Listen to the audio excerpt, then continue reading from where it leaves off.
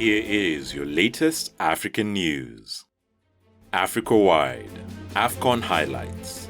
The game started with host Cameroon playing against Burkina Faso on Sunday, gaining a 2-1 victory. The next game was between Cape Verde and Ethiopia, with Cape Verde coming on top, beating Ethiopia 1-0. Gabon also played Comoros, coming out victorious with a 1-0 lead. Morocco also played Ghana, coming out on top with 1-0, with Guinea also beating Malawi 1-0. Senegal also played Zimbabwe and came up on top, beating Zimbabwe 1-0 in yesterday's game thanks to a goal by Maine on penalty in the last minute. The two teams will play again next Friday. Today, Nigeria's Super Eagles will face Egypt's Pharaohs in a much-anticipated match that features Africa's big dogs.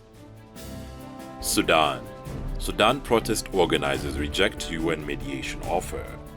The UN's hopes of brokering talks between the anti-coup movement and the military have been dashed. One of Sudan's leading protest organizers rejected the UN's call for dialogue amid renewed protests for the return to civilian rule. The UN's offer to mediate came a week after the resignation of Prime Minister Abdallah Hamdok, who said his decision was based on the inability of the generals to compromise with the protesters. The Sudanese Professional Association said in a statement that the only way out of the crisis was through the removal of the general from the seat of power. The protest movement wants civilian leadership restored, underscored by the protest slogan, "No negotiations, no compromise, no power sharing."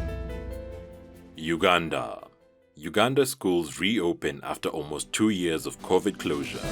Children in Uganda have expressed their joy at finally returning to school nearly 2 years after they were closed because of COVID. But after one of the world's longest school closures, authorities warned at least 30% of students may never return. Some have started work, while others have become pregnant or married early. The country's National Planning Authority said about 15 million students have been affected by the closure, the government said. Some classes reopened in October 2020 temporarily, but closed again in May and June of the following year. While schools were closed, there have been some lessons via the radio, TV, and newspapers, while some schools have provided printed materials. But these have not reached everyone. Wealthier Ugandans have also been able to access online classes and home tutors.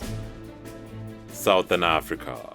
EU ends Omicron travel bans on flights from Southern Africa.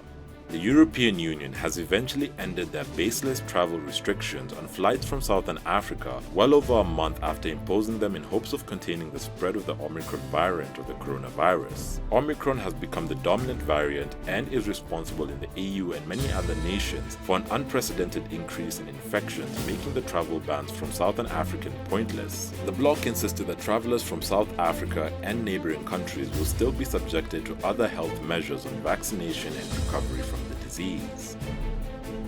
Mozambique. Heavy storms hit Mozambique region, causing destruction.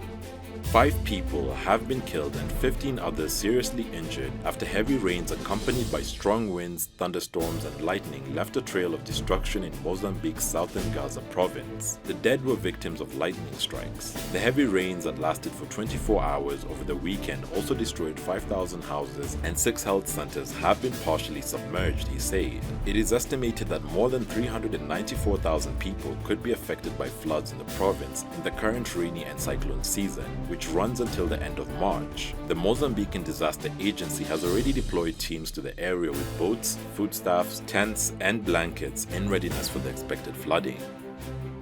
Libya in violent crackdown on migrant protesters. Libyan security forces have violently broken up a sit-in by migrants protesting outside a former UN community center in Tripoli. More than 600 people were arrested in the raid early this morning. They have been sent to a nearby detention center. Many of the protesters, some of them women and children, had been camped outside the building since October following a big clampdown on migrants. An aid group, the Norwegian Refugee Council, says some of those arrested were injured, with one suffering from a gunshot wound. It has demanded that the migrants be released.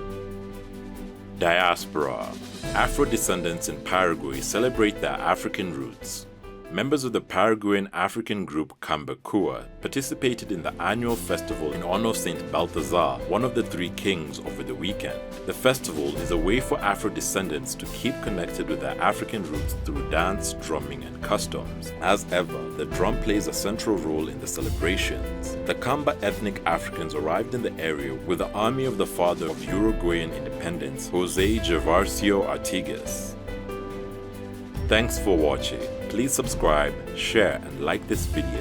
It's the best way of supporting us. Also, don't forget to catch the return of our show, Africa in the News, on our channel.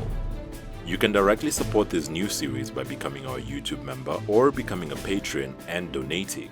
And remember, Africa is watching.